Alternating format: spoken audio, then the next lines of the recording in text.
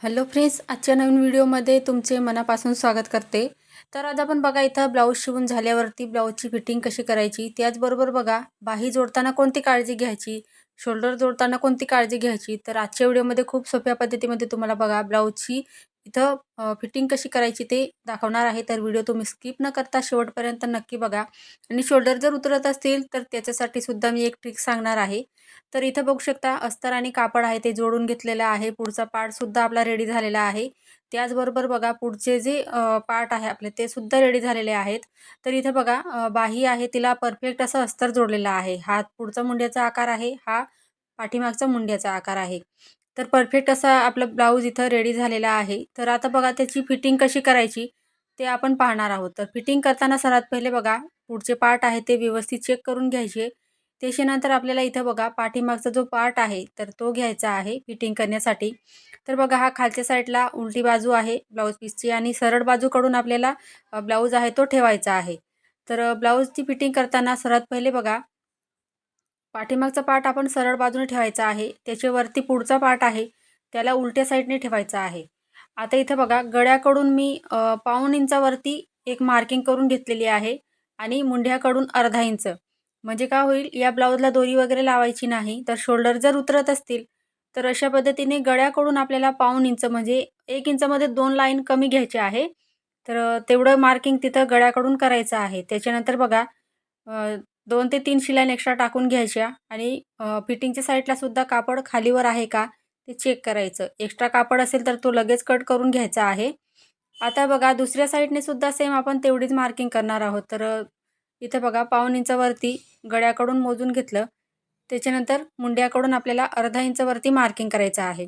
तर बघू शकता अशा पद्धतीने आपण इथं शोल्डर आहे ते गळ्याकडून बघू शकता तुम्ही मी 2 ते 3 शिलाई एक्स्ट्राच्या इथं देऊन मी शिलाई लॉक केलेली आहे. तर मुंड्याकडून अशा पद्धतीने आता चेक करायचं आहे. म्हणजे फिटिंगच्या साईडने आपल्याला दोघं पार्ट आहे ते चेक करायचे आहे. तर बघू शकता इथं परफेक्ट असा आपण शोल्डर जोडून घेतलेला आहे. आता इथं बघा बाही जोडण्याआधी मुंड्याच्या तिथे जिथे आपण बाही जॉईंट करणार आहोत तर तिथे बघा कापड जर खालीवर असेल तर अशा पद्धतीने कटिंग करून घ्यायचं आहे. तर बघू शकता मी एका साईडने कटिंग करून घेतलेलं आहे. दुसऱ्या साईडने सुद्धा सेम आपल्याला त्याच पद्धतीने बघा मार्किंग करून घ्यायचं आहे सरळ असं आणि त्याच्यानंतर जेवढा पार्ट एक्स्ट्रा असतो तर त्याला कटिंग करून घ्यायचं आहे.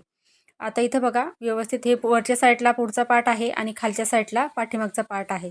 तर बाही कशी जोडायची आता तर बाहीला बघा इथं बघू शकता ही बाही या साईडची आहे आणि पुढचा जो मुंड्याचा आकार आहे तो वरच्या साईडला आहे बघू शकता. तर दोघं बाही आपण अशा व्यवस्थित ठेवून घेतल्या. त्याच्यानंतर बघा अशा पद्धतीने घडी घालायची आहे बाहीची. एक्स्ट्रा कापड असेल तर ते आपल्याला लगेच कट करून घ्यायचं आहे. बघा बाही जोडण्याआधी व्यवस्थित तिथं कटिंग करून घ्यायचं आहे. आता बघा बाहीचं सेंटर काढायचं आपल्याला. तर अस्तरचं कापड वरती आहे त्यासाठी मी बघा उलट्या बाजूने आपण इथं बाही जी आहे तर ती ब्लाऊजला जोडत असतो. तर शोल्डरच्या तिथे बघा आपण जिथं शोल्डर जॉईंट केलेला आहे तिथं आपल्याला बाहीचं सेंटर ठेवायचं आहे. तर बघू शकता शोल्डरपासून बाही शिवायची आहे. म्हणजे काय होईल बाही आहे ती तुमची परफेक्ट येईल. उरलेला कापड आपण कट करू शकतो. पण या टोकापासून दुसऱ्या टोकापर्यंत जर तुम्ही बाही जोडली तर ती एका साईडने उरते. तर तसं होऊ नये यासाठी इथं बघा अशा पद्धतीने तुम्ही बाही जोडा ब्लाऊजला. म्हणजे काय होईल शोल्डर उतरणार नाही. बाहीमध्ये फुगा वगैरे येत नाही. आता बघा दुसऱ्या साईडने ब्लाऊज फिरवून घेतलेला आहे मी आणि अशा पद्धतीने बघा अर्धा इंचची मार्जिन घेऊन दुसऱ्या साईडने सुद्धा सेम आपल्याला बाही आहे ती अशी जोडून घ्यायची आहे. आता बघा बाहीला या टोकापासून दुसऱ्या टोकापर्यंत संपूर्ण अशी बाहीला इथं शिलाई टाकून घ्यायची आहे. व्यवस्थित असं खालचा कापडसुद्धा व्यवस्थित चेक करायचा. त्याच्यानंतर शिलाई टाकायची. आता इथं बघा आपली बाही जोडून झालेली आहे. तर सरळ अशी आलेली आहे बघू शकता तुम्ही. आता सरळ कापड आहे त्याच्या वरती आपल्याला परत एक इथं बघा पाव इंचापेक्षा कमी अंतरवरती आपल्याला शिलाई टाकायची आहे. आता बाही आहे ती व्यवस्थित पकडायची. त्याच्यानंतर बघू शकता इथं मी शिलाई टाकून घेतलेली आहे. तर इथं बघा दोघं साईडने थोडीशी बाही उरलेली आहे. कटिंग करताना आपण एक्स्ट्रा मार्जिन घेतली होती. तर त्यासाठी इथं तेवढा कापड इथं कटिंग करून घ्यायचा आहे. तर बघू शकता इथं व्यवस्थित असं बाही जॉईंट करून घेतली. त्याच्यानंतर दुसऱ्या साईडने सुद्धा सेम आपल्याला बघा बाही आहे ती व्यवस्थित तिथं शोल्डर आहे तिथं ठेवायचं आहे. तर त्यासाठी बाही बघा एक्स्ट्रा पार्ट असेल तर कट करून घ्यायचा आणि आता इथं बघा बाही फोल्ड करून बाहीचं सेंटर काढायचं आहे. आणि शोल्डरच्या तिथे बघा सेंटर पॉईंट आहे. तर तिथे आपल्याला बाही अशा पद्धतीने ठेवायची आहे. आणि अर्धा इंचावरती ओढायची नाही, जशी आहे तशी आपल्याला शिलाई टाकून घ्यायची आहे. तर हा ब्लाऊज आहे 32 साईजचा. तर तुम्हाला जर कटिंग पाहायचं असेल तर याआधी मी चॅनलवरती व्हिडिओ अपलोड केलेला आहे. तर तुम्ही पाहिला नसेल तर त्याची लिंक तुम्हाला डिस्क्रिप्शनमध्ये भेटून जाईल. तर बघा, खूप सोप्या पद्धतीमध्ये पेपर कटिंग दाखवलेलं आहे. जेणेकरून नवीन जरी तुम्ही शिकत असाल तुम्हाला सुद्धा नक्की जमेल. तर ब्लाऊजवरनं कटोरीचं माप घेऊन कटोरीचं सुद्धा कटिंग केलेलं आहे. तर या ब्लाऊजला बघू शकता एकदम परफेक्ट अशी कटोरी आलेली आहे आपली. तर त्याची लिंकसुद्धा मी तुम्हाला त्या व्हिडिओची डिस्क्रिप्शनमध्ये देऊन देईल. तो व्हिडिओसुद्धा नक्की बघा. तर बघू शकता इथं बाही आपण जोडून घेतलेली आहे आणि संपूर्ण बाहीला आता इथं शिलाई टाकायची आहे. आता सरळ कापड आहे त्याच्यावरतीच बघा मी कोपऱ्यामध्ये इथं शिलाई टाकून घेते. तर व्यवस्थित असं आपण बघा शिलाई टाकून घ्यायची आहे. कापड आहे ते व्यवस्थित पकडायचं आहे. तर बघू शकता असं या पद्धतीने. तर संपूर्ण तुम्हाला बघा या ब्लाऊजचं स्टिचिंग पाहायचं असेल तर त्याचे व्हिडिओसुद्धा तुम्हाला लवकरच भेटेल. तर एकाच कस्टमरचे बघा 3 ते 4 ब्लाऊज आहेत माझ्याकडे. हा जो ब्लाऊज आपण बघतोय तर त्याची बघा पेपर कटिंग दाखवलेली आहे आणि पेपर कटिंग ठेवून आपण ब्लाऊजची कटिंग कशी करायची ते सुद्धा एकाच व्हिडिओमध्ये दाखवलेलं आहे. आणि कटोरीवरनं माप घेऊन कटोरीसुद्धा आपण कटिंग केलेली आहे, म्हणजे वाढवलेली आहे. आता इथे बघा या ब्लाऊजची आपण फिटिंग पाहतोय. तर तुम्हाला पूर्ण ब्लाऊज जर स्टिचिंगचं पाहायचं असेल तर कमेंटमध्ये मला नक्की सांगा. आता इथं बघा ब्लाऊज आहे तो उलट्या साईडने फिरून घ्यायचा आहे दोघं साईडने.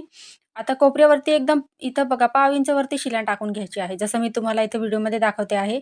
सेम त्याच पद्धतीने आपल्याला बघा अशा पद्धतीने अर्धा इंच किंवा पाव इंच तुम्ही मार्जिन जेवढं घेतलं असेल त्यानुसार तुम्ही इथं शिलाई टाकायची आहे. आता बघा मी पाव इंच तिथं शिलाई टाकून घेतली, कारण 1.5 इंच शिलाई मार्जिन मी घेतलेली आहे.